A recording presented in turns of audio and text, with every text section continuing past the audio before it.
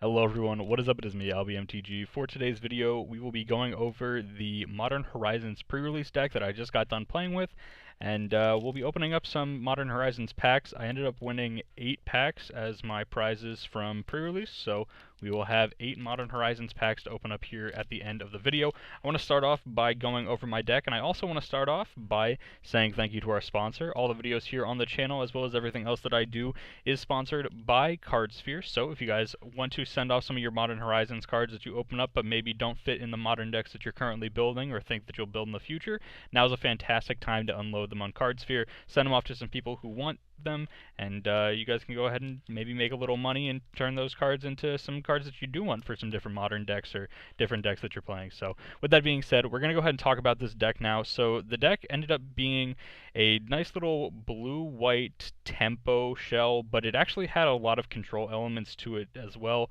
You can see that obviously the big card here, the one that most people are just going to point out right away, is Sarah the Benevolent. Sarah is obviously very good.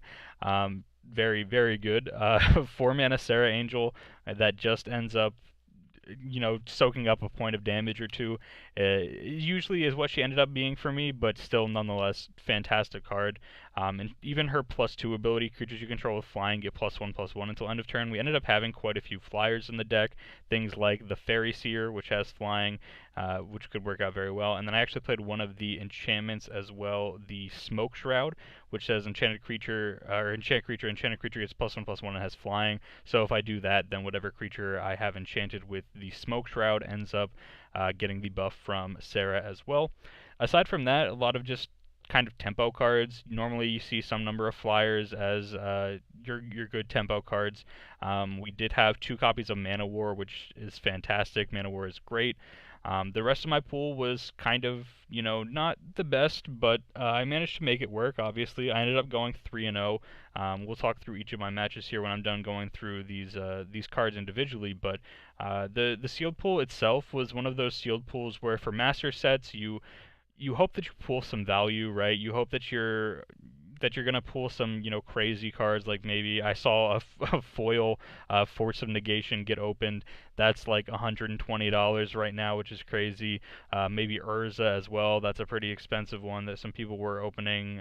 Just these really expensive cards that most people were trying to open. Some of the Horizon lands as well, because those are definitely all modern playable. And so my sealed pool didn't have anything like that.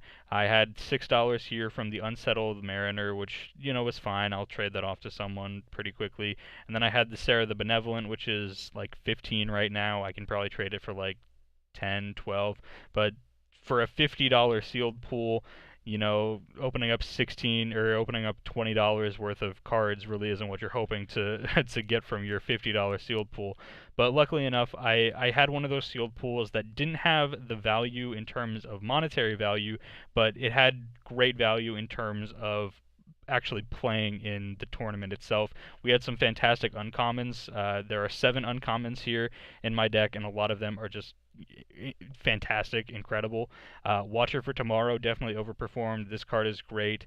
I had Exclude as another uncommon. Of course, Battle Screech is fantastic. That card is just disgusting. I had Factor Fiction as well as another uncommon. We had not Recruit the Worthy. The Splicer's Skill and Wing Shards were both uncommons as well. And so overall, the deck just put in quite a bit of work. You can see nothing too crazy. The Soul Herder is probably the most disappointing thing that happened to me today. The Soul Herder is arguably the second best card in this deck when you look through it. Maybe third or fourth best, but it's definitely a top 5 card in this deck without a doubt. And I didn't see the Soul Herder one time today. I was very, very much hoping to get a chance to play with Soul Herder because I think Soul Herder is very, very good, but unfortunately didn't get a chance to do so. I would have loved to have recurred some of these enters the battlefield abilities like the Irregular Cohort to make more of these 2/2 colorless shapeshifters. Recurring Mana War would have been fantastic. Even some of the smaller stuff too, like Fairy Seer or recurring the Watcher for Tomorrow, which would again give me the card back that I originally hid under it, and then allow me to hide something else under it, which was great. The slivers overperformed as well. Lancer Sliver and Enduring Sliver were the only actual slivers that I had in my deck. This one giving Outlast, this one giving First Strike. But because there was so much in terms of the changelings, we had the Imposter of the Sixth Pride, we had the Unsettled Mariner. The cohort is a shapeshifter as well as it makes a shapeshifter as well. So we had some number of shapeshifters, which worked out very well with these sliver cards. And overall, I think the deck ended up playing out very good. I got lucky as well in the snow-covered lanes that I opened up. I opened up 2 snow-covered islands and 2 snow-covered plains in my sealed pool, which that means 4 out of the 6 snow-covered lanes that I opened from my 6 sealed packs were lanes that I could play in this deck, which is great. So again, like I said, I think this deck is really, really good. I'm very happy to have this be the first deck that I was able to play in this format. Another very fun interaction that I was able to put together was Recruit the Worthy plus Splicer skill. So Recruit the Worthy is 1 mana or 1 white mana, has buyback 3, create a 1/1 white soldier creature token, and then the Splicer skill. Splicer skill, 3 mana, create a 3/3 colorless golem artifact creature token, as well as splice onto instant or sorcery for 3 and a white. So if I had 8 mana out, every single turn at instant speed, I could create a 3/3 golem token and a 1/1 as potential chump blockers, or the 3/3 is much larger than a chump blocker, especially in this set. 3/3 is a nice little body to have out there on the field. So I was able to, later on in the game, when I got the combo going of Splicer skill and Recruit the Worthy, the opponents just kind of gave up. they just kind of called it quits at that point, because I managed to assemble that, I believe, 3 times. Yeah, I think 3 times today I was able to recruit the Worthy plus Splicer skill, and then just kind of tempo out my opponents and gum up the board with tokens, of course, with those, and then the Battle Screech as well, gumming up the board with tokens there, and then overall just kind of tempoing them out, getting in for slow, points of damage, attacking for 1 with my Fairy Seer here and there, maybe getting to Outlast and put a counter on my Imposter of the Sixth Pride, which would allow me to attack then for 4, later on. Just little small interactions like that ended up providing me with a victory, gumming up the board again with tokens, like I said, and then having Knight of Old Benalia to give all those tokens +1/+1. That was pretty relevant as well with the Knight of Old Benalia. So overall, I'm pretty happy with how this deck went. It went great, and I'd love to hear about how your pre-release adventures went as well down low in the comment section. But with that being said, now that you guys have taken a look at the deck and how I managed to earn these 8 booster packs here as prizes, I think it's time that we open them up and see what's inside. So I will see you guys here in just a second, where we'll open up some of these Modern Horizons packs. Alright, it is time to open up these 8 booster packs here of Modern Horizons. The worst part of every pre-release is that as a YouTuber, you are contractually obligated to never open up a pack off camera, especially when there's multiple of them, like the 8 of them here. So I had to watch all of my friends open up their packs, and while I had to sit here and wait in anticipation until I got home to actually be able to open up mine. But I'm excited now. We're going to open up, because Sarah led us to some wins here today. We'll go ahead and start out with this pack that has Sarah on it, and we'll see what goodies we can get. We're gonna start from the back here. We'll look at all the comments here in the first pack. There's Recruit the Worthy, put in some work for me today. Sand Sprinter, Spell Snuff, Ephemerate, Bellowing Elk, Ransack the Lab, Elvish Fury, Magmatic Sinkhole, Weather the Storm, Winter's Rest. First uncommon is a Squirrel's Nest. Second uncommon, Talisman of Creativity. Third uncommon, the Lava Belly Sliver. That means this should be our land. We got a snow-covered forest. We have one of the art cards as well, this one being Mox Tanalite, which is pretty great. And then this one, because this has a back on it, this means that this is a foil token. If it was double-sided, then it wouldn't be foil, but because this has a back on it, it is a foil token, and our foil token is going to be just a nice little 1/1 soldier, not too bad. And our first rare or mythic of this Modern Horizons pack opening is Tectonic Reformation. 2-mana enchantment. Each land card in your hand has cycling for a red, and then the enchantment itself has cycling for 2 colorless. So, not too bad. Not too bad. I like the foil tokens. Foil tokens, I think, are super cool, and I think that's a great inclusion from the previous sets that they had. So this one we don't have a foil. We have the Squirrel and we have the Elemental. Not too bad. Alright, again, this will be the last pack where we'll go through all the commons, but once we get to pack number 3 through 8, then we'll just kind of skip to the uncommons, and we'll go from there. Again, nothing too crazy in the common section here.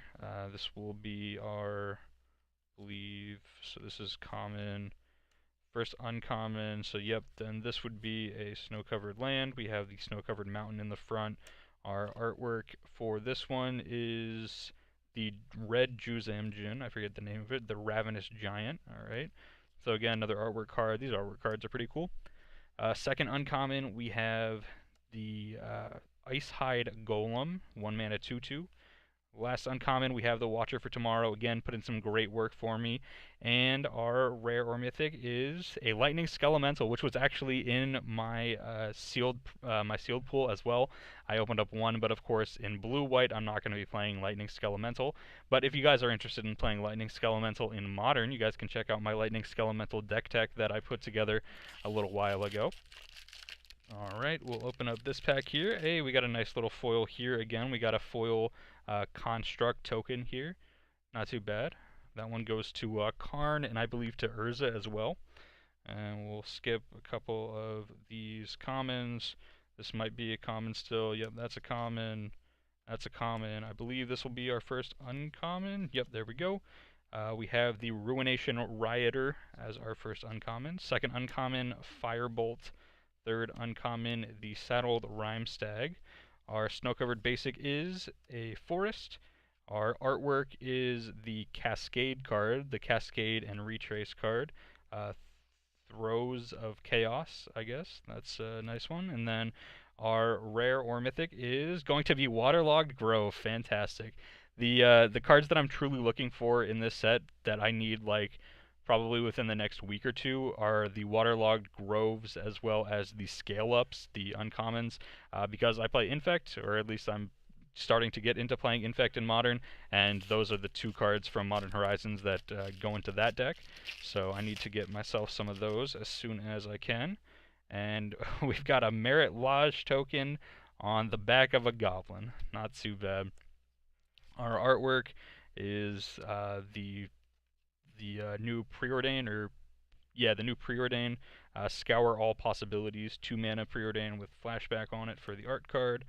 Our snow-covered land is going to be an island, and we'll skip forward to some uncommons. So this would be 1, 2, so this would be rare, uncommon, uncommon, uncommon, and then if this one's an uncommon, it means we have a foil. It's a common, so we don't have a foil in this pack. We do have a Valiant Changeling. We have an Abominable Treefolk, a Shatter Assumptions, and a Force of Rage. The red force is probably the worst force. Actually, not even probably. It definitely is the worst force. But we are only halfway through this pack opening, so we've still got 4 more packs left. We could get some good stuff out of here. I'm very happy with the Waterlogged Grove, as well as some of these foil tokens, just because I think the foil tokens are neat. We got a Spider and a Soldier here. Our art card is Sisay, not too bad. Our full art land is going to be a Plains, and then we'll skip forward, so this will be rare, uncommon, uncommon, uncommon, and then if this one's an uncommon, it means we have a foil, and it is an uncommon, so that means that we do have a foil in this pack. So we'll go and take a look at our Alpine Guide here, second uncommon. Third uncommon, we have the Soul Herder. Alright, we're gonna slow roll the, what should we slow roll first? We'll slow roll the rare and then we'll slow roll the foil. Alright, so what we're gonna do is by looking at the bottom, we can slow roll ourselves. So here you can see we got a, it looks to me like a green rare 2/2. So the first one that comes to mind for me, and I think possibly the only one in the set that's a rare 2/2, or actually no, there are multiples. Ayula, the legendary bear, as well as Collector Oofy. Both are green 2/2s, so it could be either of those, and it looks like it is the Collector Oofy, so very nice. And then for our foil, we can slow roll again and see what rarity our foil is going to be. It is a foil uncommon. Not sure what this one is. Oh, a foil talisman? That's not too bad. Red-blue talisman, that's pretty good. I don't believe these have been printed before. I think all the talismans are new. I could be wrong about that, but I think they're all new. So for you Commander players out there, maybe looking for some talismans, we'll see if we can trade that one off to you over on Cardsphere. 3 more packs left to go, and we'll see what goodies we get. I kind of like slow rolling when we get the foils. We have an elephant, and we have a changeling. We have our artwork card, which is this little goblin dude. We have a full art land, which is a snow-covered swamp. And then we have, so this would be rare, uncommon, uncommon, uncommon, and then if this one is an uncommon, again, it means we have a foil. And it unfortunately is not just a common, so we have our first uncommon being the Orscale Guardian, second uncommon, the Goblin Oriflame, third uncommon, Wall of Blossoms. I love Wall of Blossoms, glad to see that in Modern. And our rare for this pack is going to be Sisay, the art card that we got just a couple packs ago. I think I still have it here on the table. There we go. We got Sisay, we got little Sisay up top, and then we got big Sisay down there at the bottom. Sisay is not really a great card, not the best card for us to open up, but oh well, we'll take it. We'll open up another pack here. Again, maybe some Commander player will want the Sisay. We've got, okay, so we got a foil token again. Foil Goblin token. I'll take foil Goblin token. We have our art card, Soul Herder, very nice. We have our full art snow-covered land, the snow-covered plains. Sorry, I think it unfocused. There we go, snow-covered plains. And then we will have rare, uncommon, uncommon, uncommon, and then this one, if it's an uncommon, means we have a foil. It's just a common, unfortunately. So we have Land of War Tribe, very nice. We have Tribute Mage, finds the talismans, converted mana cost 2. We have Lonely Sandbar, one of the cycling land, actually the only cycling land that I got to play in my pre-release deck. And then should we slow roll to see whether it's, we haven't opened up a mythic yet, so we're going to slow roll to see if this one's a mythic. Alright. We'll wait for the camera to focus. There we go. So nope, just a rare. Looks like maybe the, no, maybe the black-white dual land? No, not the black-white dual land. Force of Virtue. Okay, there we go. It's like, it was kind of hard to tell. It looked sort of like black on this side because of the shadow, but nope. We got the Force of Virtue, second Force that we've opened up in this video. So these prize packs haven't been too great so far, which is kind of unfortunate, but you know, you gotta, sometimes you gotta end up with some not great packs and then get rewarded with better packs, you know, later on in the future. It comes and goes. Got the bear, got the zombie on that one, got the artwork for a card that I managed to beat in Limited, but this card is absolutely disgusting. This is the Winds of Abandon here. Great artwork again by Noah Bradley. Very, very nice. However, card is disgusting and limited. We have a snow-covered forest as our full art land. We will have the rare, the uncommon, the uncommon, the uncommon, and then for the final time in this video, if this one is an uncommon, that means we have a foil, and unfortunately we don't. So maybe we still have a mythic left. We're obviously going to slow roll to see if we have the mythic again here in this pack too, since we don't have a foil. But before we go ahead and check what it is, if you guys did enjoy the video, be sure to leave a like on it. I do have to, you know, kind of just do this stuff real quick before we take a look at it. Just a friendly reminder, helps out the channel a lot. So leave a like on the video, comment your experiences below about your Modern Horizons pre-release, and let's take a look at what this last pack has in store for us. We've got a Thundering Djinn. We've got a Sling Gang Lieutenant. We've got a Face of Divinity, which this card makes me very upset. Let me just rant about this card for a second before we see what the final rare or mythic is. Face of Divinity was printed in this set. 3 mana, enchantment aura, enchanted creature. Enchanted creature gets +2/+2. As long as another aura is attached to enchanted creature, it has first strike and lifelink. You guys know how many enchantment auras there are in Modern Horizons? This one. This is the only one. Face of Divinity is the only aura in Modern Horizons. That upsets me so much. I don't know why it upsets me so much. I feel like it's kind of bad design that there was only one aura with this card printed along with it. I guess maybe it was too powerful with several other auras in the set or something, but the fact that this card was printed in a set that has literally one aura itself kind of upsets me, not gonna lie. Alright, we're gonna slow roll ourselves here, see whether we got a rare or a mythic now that my rant about Face of Divinity is over. And we have a, oh, we do have a mythic, okay. Oh, we got a Planeswalker, so it's Renin 6, the red-green Planeswalker. There we go, Ren in 6. So we did have a mythic in the last pack. I knew there was some value hiding out somewhere. So the best pulls from our prize packs then being Ren in 6, as well as the Waterlogged Grove, I believe it is. The not the fast land, the Horizon land. There we go. Yeah, Waterlogged Grove, the Horizon land here from the blue-green Simic colors. So with that being said, hopefully you guys did enjoy this video. Like I said, let me know about your Modern Horizons pre-release experiences down below in the comment section, and I'll see you guys here later for another Magic the Gathering video.